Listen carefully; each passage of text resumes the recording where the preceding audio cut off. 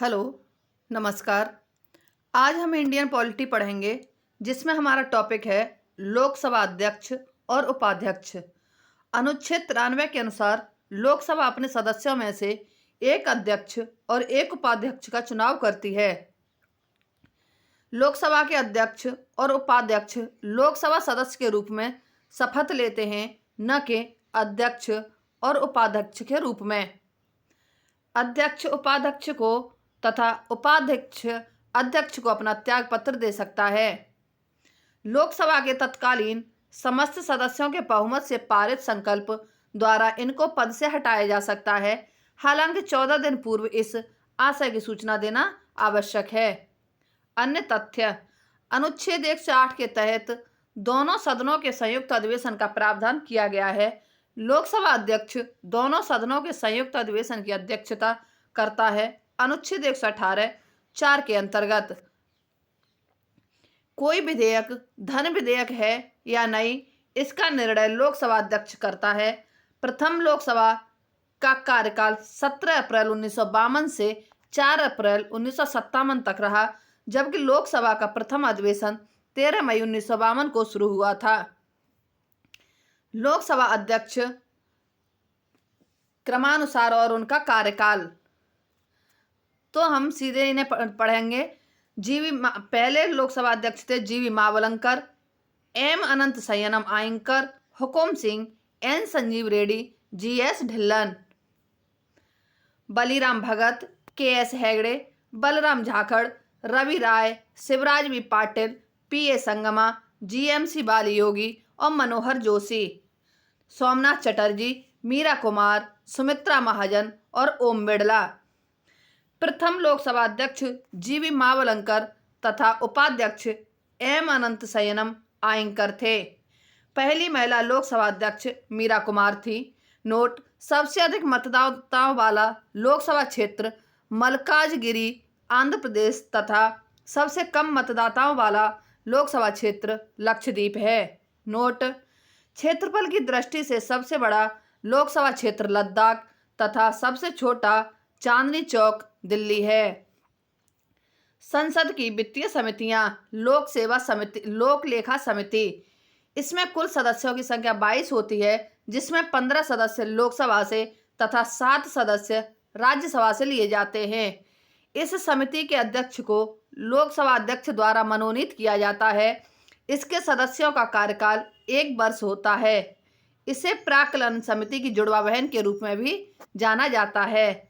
Question है हमारा, पहले लोकसभा अध्यक्ष जीवी मावलंकर थे, तो फिर पहली महिला लोकसभा अध्यक्ष कौन थी? इसका आंसर आप कमेंट में दीजिए। प्राक्कलन समिति, इसके सदस्यों की संख्या 30 होती है, जो कि लोकसभा से ही लिए जाते हैं। इनका कार्यकाल 1 वर्ष होता है। इसमें राज्यसभा के सदस्यों को शामिल नहीं किया जाता है। इसका अध्यक्ष लोकसभा अध्यक्ष द्वारा मनोनीत किया जाता है। सरकारी खर्चे में कमी लाने आदि विषयों पर यह समिति रिपोर्ट देती है। अब हम देखेंगे सार्वजनिक उपक्रम समिति। इसमें सदस्यों की संख्या 22 होती है, जिसमें से 15 सदस्य लोकसभा अध्यक्ष सभा से तथा 7 सदस्य राज्यसभा से होते हैं। समिति के अध्यक्ष को लोकसभा अध्यक्ष मनोनीत करता है। कोई भी मंत्री इस समिति का सदस्य नहीं हो सकता। इसमें देखेंगे महत्वपूर्ण शब्दावलियां। शून्यकाल: संसद के दोनों सदनों में प्रश्नकाल के बाद 12 बजे से 1 बजे के बीच का समय शून्यकाल कहा जाता है। इस दौरान सदस्यों द्वारा अति महत्वपूर्ण मामलों को उठाया जाता है। क्वेश्चन है, तारांकित प्रश्न अतारांकित प्रश्नों से अलग कैसे हैं? इसका आंसर आप कमेंट में दीजिए। तारांकित प्रश्न एवं अतारांकित प्रश्न ऐसे प्रश्न जिनका उत्तर सदस्य को तुरंत अपेक्षित होता है, तारांकित प्रश्न कहलाते हैं। इनका उत्तर मौखिक रूप से दिया जाता है। ऐसे प्रश्न जिनका उत्तर सदस्य लिखित रूप से चाहता है, अतारांकित प्रश्न कहलाते हैं। विनियोग विधेयक: इसके द्वारा ही भारत की संचित निधि से धन निकाला जा सकता है। इसमें संचित निधि पर भारित व्यय हेतु अनुदान की मांग शामिल होती है।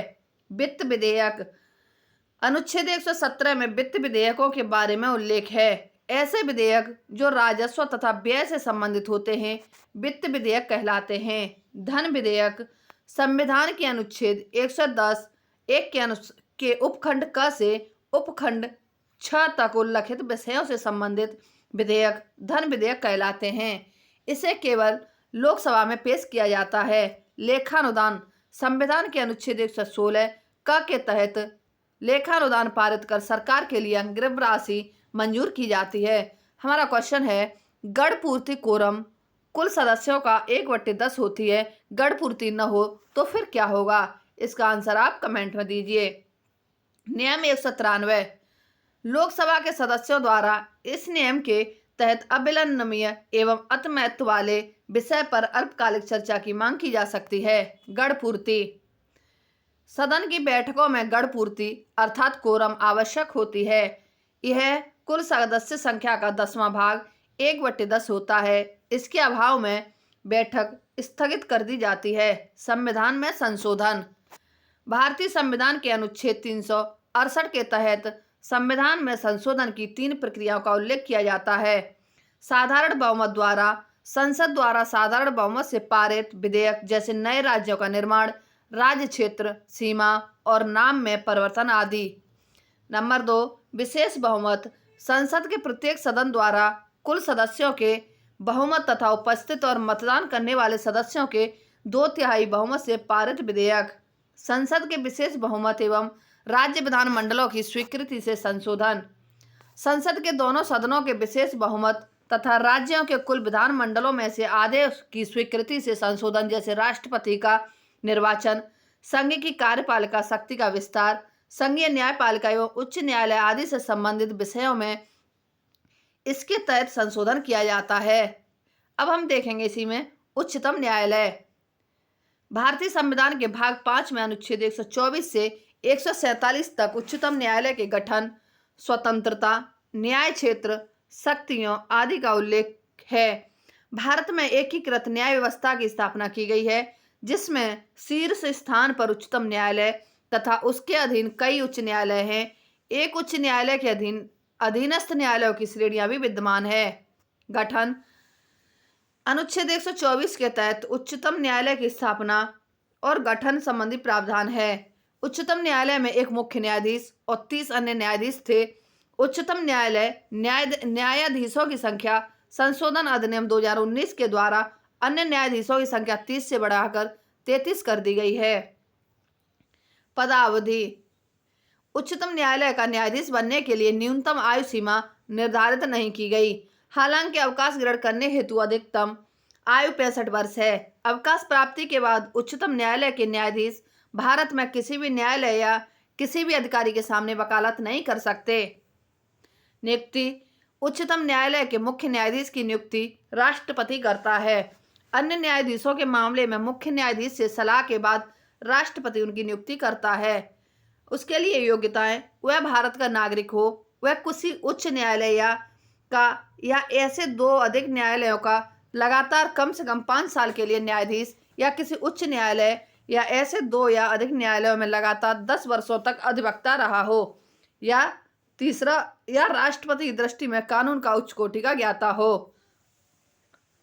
शपथ राष्ट्रपति उच्चतम न्यायालय के न्यायाधीशों को पद एवं गोपनीयता की शपथ दिलाता है। वेतन एवं भत्ते संसद द्वारा उच्चतम न्यायालय के न्यायाधीशों को वेतन, भत्ते आदि का निर्धारण समय समय पर किया जाता है। वर्तमान में मुख्य न्यायाधीश का वेतन प्रतिमाह 2,80,000 रुपये और अन्य न्यायाधीशों का वेतन 2.5 लाख रुपये प्रतिमाह है। इसके अलावा उन्हें अन्य भत्ते भी प्रदान किए जाते हैं। पद मुक्ति उच्चतम न्यायालय के न्यायाधीशों को साबित कदाचार तथा असमर्थता के आधार पर संसद के दोनों सदनों के कुल सदस्य संख्या के बहुमत द्वारा तथा उपस्थिति और मत देने वाले सदस्यों के कम से कम 2/3 बहुमत से पारित समावेदन के आधार पर राष्ट्रपति द्वारा हटाया जा सकता है।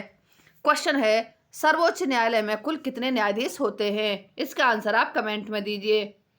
कोई न्यायाधीश राष्ट्रपति को संबोधित अपने हस्ताक्षर सहित लेख द्वारा अपना पद त्याग सकता है। नोट, संविधान में सर्वोच्च न्यायालय तथा उच्च न्यायालय के न्यायाधीशों को पद से हटाने के लिए महाभियोग शब्द का उल्लेख नहीं किया गया है। उच्चतम न्यायालय की शक्तियां एवं आधिकारिकता। आरंभिक आधिकारिकता निम्नलिखित मामलों में भारत सरकार तथा एक या एक से अधिक राज्यों के मध्य उत्पन्न विवादों में, भारत सरकार और कोई एक राज्य या अनेक राज्यों तथा एक या एक से अधिक अन्य राज्यों के बीच विवादों में। नंबर 3, दो या दो से अधिक राज्यों के बीच ऐसे विवाद जहां वैधानिक अधिकारों का प्रश्न शामिल है। अपीलीय क्षेत्राधिकार। उच्चतम न्यायालय देश का सबसे बड़ा अपीलीय न्यायालय है। यह निचली अदालतों के फैसलों के खिलाफ सुनवाई करता है। इस क्षेत्राधिकार को 4 वर्गों में यथा संवैधानिक, दीवानी, फौजदारी और विशेष अनुमति द्वारा अपील में विभाजित किया जा सकता है। परामर्शदात्री क्षेत्राधिकार। अनुच्छेद 143 के तहत राष्ट्रपति को यह अधिकार है कि वह सार्वजनिक महत्व के विषयों पर उच्चतम न्यायालय से सलाह ले सकता है, हालांकि यह सलाह राष्ट्रपति के लिए बाध्यकारी नहीं है। पुनर्विचार संबंधी क्षेत्राधिकार। अनुच्छेद 137 के तहत उच्चतम न्यायालय को यह अधिकार प्राप्त है कि वह स्वयं के निर्णयों पर पुनर्विचार कर सके। अभिलेख न्यायालय। अनुच्छेद 129 के तहत उच्चतम न्यायालय को अभिलेख न्यायालय माना गया है। इसके फैसले सर्वकालिक अभिलेख व साक्ष्य के रूप में स्वीकार किए जाएंगे। न्यायाधीश क्षेत्राधिकार। भारत का उच्चतम न्यायालय नागरिकों के मूल अधिकारों का संरक्षक है। अनुच्छेद 32 के तहत उच्चतम न्यायालय 5 प्रकार के रिट जारी करता है, यथा बंदी, प्रत्यक्षीकरण, परमादेश, प्रतिषेध, अधिकार परीक्षा और उत्प्रेक्षण। क्वेश्चन है, नागरिकों के मूल अधिकारों का संरक्षक कौन है? इसका आंसर आप कमेंट में दीजिए। नोट, न्यायाधीश क्षेत्राधिकार के संदर्भ में उच्चतम न्यायालय मात्र मूल अधिकारों के क्रियान्वयन के संबंध में रिट जारी कर सकता है, जबकि उच्च न्यायालय न केवल मूल अधिकारों के लिए न्यायादेश जारी कर सकता है, बल्कि अन्य उद्देश्यों के लिए भी इसे जारी कर सकता है। इस प्रकार इस क्षेत्र में उच्च न्यायालय की शक्ति उच्चतम न्यायालय से अधिक विस्तृत है। इसी के साथ ही हमारी आज की ये क्लास समाप्त होती है। हमारी अगली क्लास कल होगी। यदि हमारी ये वीडियो आपको पसंद आती है तो हमारे चैनल को लाइक, सब्सक्राइब, शेयर व कमेंट अवश्य करें। धन्यवाद।